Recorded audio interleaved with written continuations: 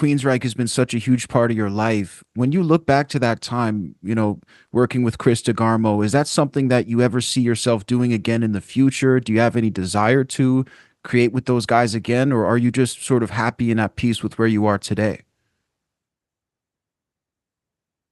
Well, I think that we had 30 good years, which is phenomenal. Most bands make a couple records. How many records did Guns N' Roses make? Three? Three or four? Yeah. We had 30 years of making music, and um, we gave it a really good run. We had a lot of success. I think we created some really memorable albums, some really memorable songs that will outlive us, and I don't really have a need to go back and try to recapture that with Chris or any of the other guys as well. I feel like it's time to do other things, and to just explore. And we gave that a great run. It was successful. We did great things. It's time to do other things now.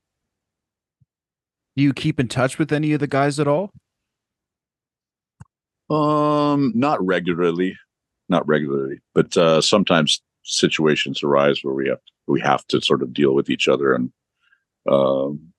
it's not unpleasant, Now enough time has gone by, so bridges have mended, I guess.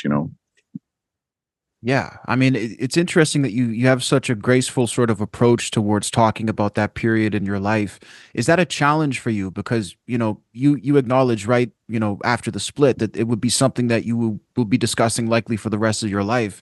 I mean, is Yeah. that tough, or is that something that you just don't have an issue with?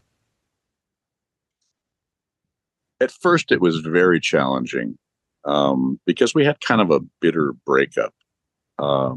And I guess I was very angry over how it was handled, Um, but then I started looking at the personalities involved and realizing, well, it really didn't have any other realistic outcome. It was going to be what it was. But that was 12 years ago when the band split up. And so, I mean, a lot of water's under the bridge now, and I can be a lot more forgiving of people in their situations. But I've had to talk about it. I keep getting asked questions about it, that kind of thing. And you ever going to get the band back together? That question all the time. And so I've tried to think about how to talk about it in a way that is honest and real for me, but yet not so volatile, because I mean, I could get very volatile about it and point fingers and express blame, and I could be very cruel, but it doesn't really serve me, to even entertain that idea.